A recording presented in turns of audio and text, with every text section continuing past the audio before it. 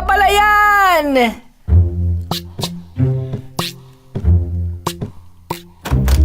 Magmerienda kayo. Wow! Mochi! Wow, Mochi!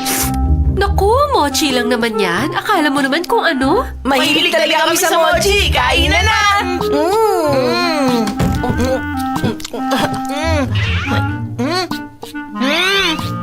Ano mo to, Doraemon? Ang haba naman yun, Nobita! Ang galing!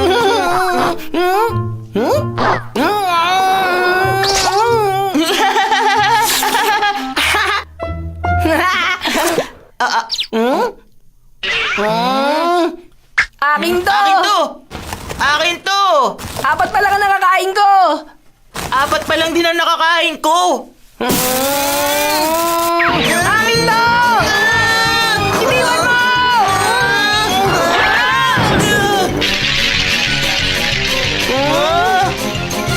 Ah! Ah!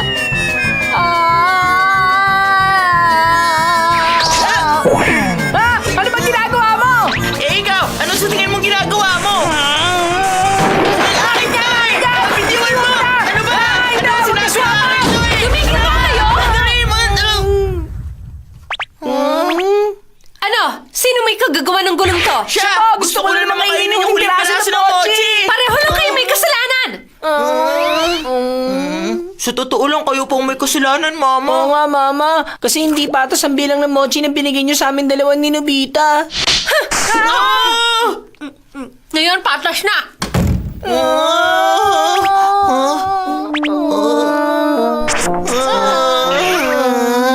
Ikaw ang may kasalanan nito, Doraemon! Masyado ka kasi matakaw, Nobita.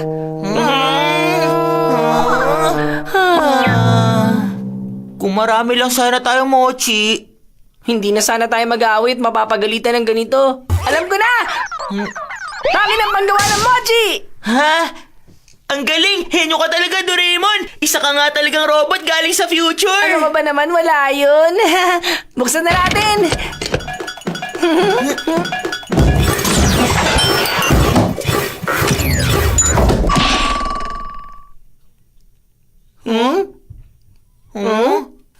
Ay, nakalimutan ko ilagay ang makasangkap ng mochi.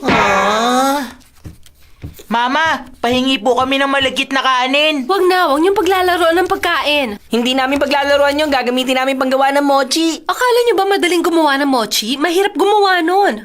Kaya gusto namin subukan. Pahingi kami. Naubusan na tayo ng kanin. Bakit hindi nyo agad sinabi?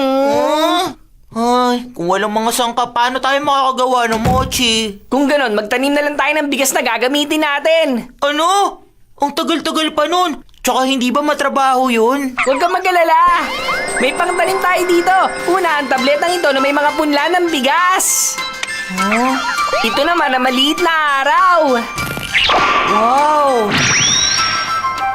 At ito ang lalagyan puno ng ulap. Pasubok ako! O ito. Scarecrow. At panghuli, ang banig na palayan. Huh? Ah! Tingnan mo, mukhang malapit ng umulan. Masyado marami na gamit mo. Kung hindi natin bibilisan ang paghawi sa mga yan, mapupuno na ulan ng kwarto mo. Ito. Bilis, bilis!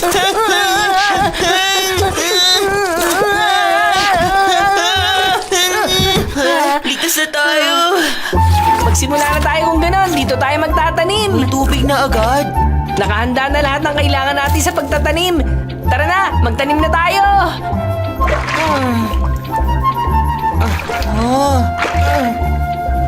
Huwag kang tatamad-tamad dyan. Tulungan mo ako rito.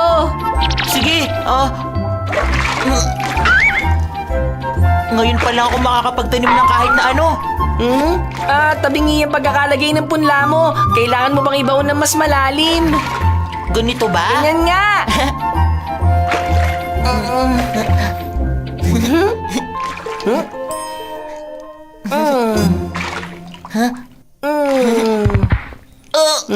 Ha?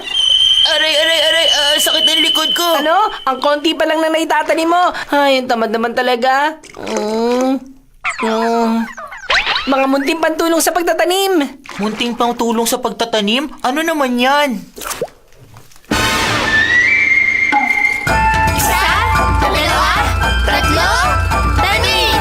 Sumusunod ang katawan ko sa tugtog. Tatlo.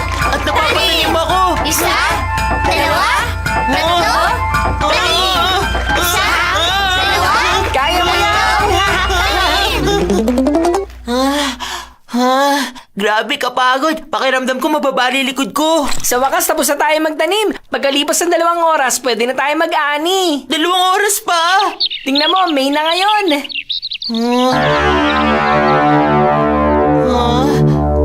Ganito ba talaga kainit pag ganitong buwan? Nakapagtataka naman, hindi pa naman dapat nag-init ngayon.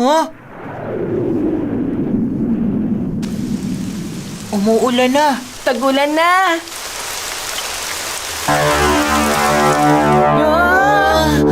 Ang konti ng ulan. Hindi dapat ganyan, ang konti nun. Natutuyot na sila! Anong dapat natin gawin? Bilis, kumuha ng tubig, kung hindi, mamamatay sila! Timba! Bakit ang ingay-ingay nyo? Timba! Nasaan ang timba? Nasaan yun? Ang lakas ng loob nila maglaro ng putik sa loob ng bahay. Lagunsakan ng mga yan! Nobita! Ay, Timba!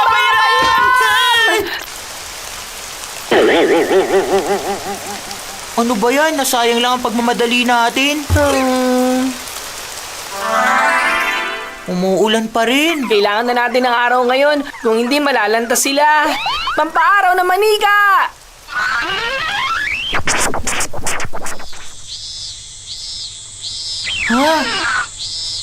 Tag-init na. Tingnan mo, namumulaklak na sila. Nasaan? Ito ang bulaklak ng palay? Ang liit naman. Ang cute.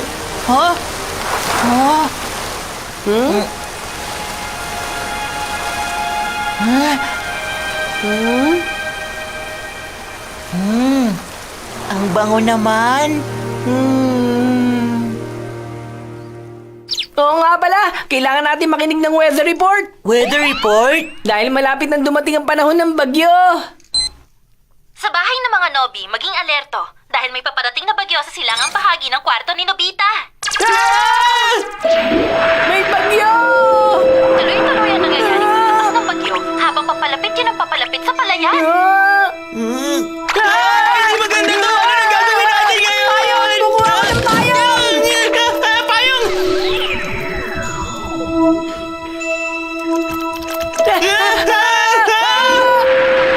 Ang laki ng ulap! Protektahan natin ang palayan!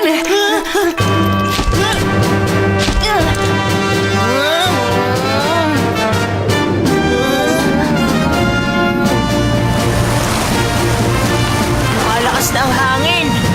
Ayan na!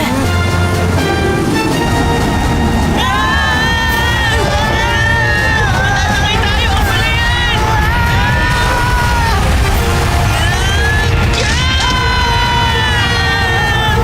Hindi ko na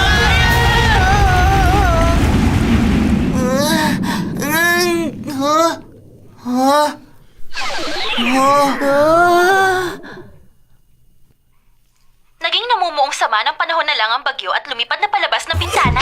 Ay, salamat naman! Ay. Buti naman, lumipas na ang bagyo. Tingnan mo, nahihinog na ang palay. Wow! Hmm? Kasama mo sila ng mga peste dito! natin! Pagod na ako. Mamamatay na yata ako sa sobrang pagod.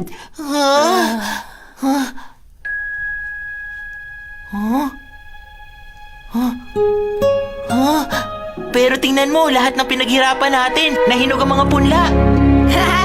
Marami tayong aanihin. Simulan na natin ang pagkapas! Tara na! Ako ang nagtanim ng palay na to. Bilisan natin ang pagkapas! Ang saya namang mag-ani. Ngayon, pwede na natin ulit ilabas sa makinang paggawa ng mochi. Ilagay natin dito ang mga tangkay ng palay. Patutuyuin at ipoproseso ng makinang ito ang mga tangkay ng palay na yan para maging bigas. Pero marami pa ba tayong kailangan gawin? Kailangan palutuin at dikdikin ng bigas tapos magiging mochi na yon at makakakain na tayo.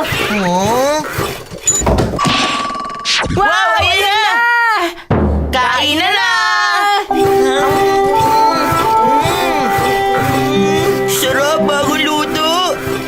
Ang sarap, walang katulad ng lasa. Sa tingin mo, ilang mochi kaya ang magagawa ng ganun karaming bigas? Sabi ng makina, makakagawa yun ng 259. Ganun karami? Kung paghahatian nating dalawa yon, magiging 129 at 130. 129 sa'yo at 130 sa akin. 129 sa'yo, 130 sa akin.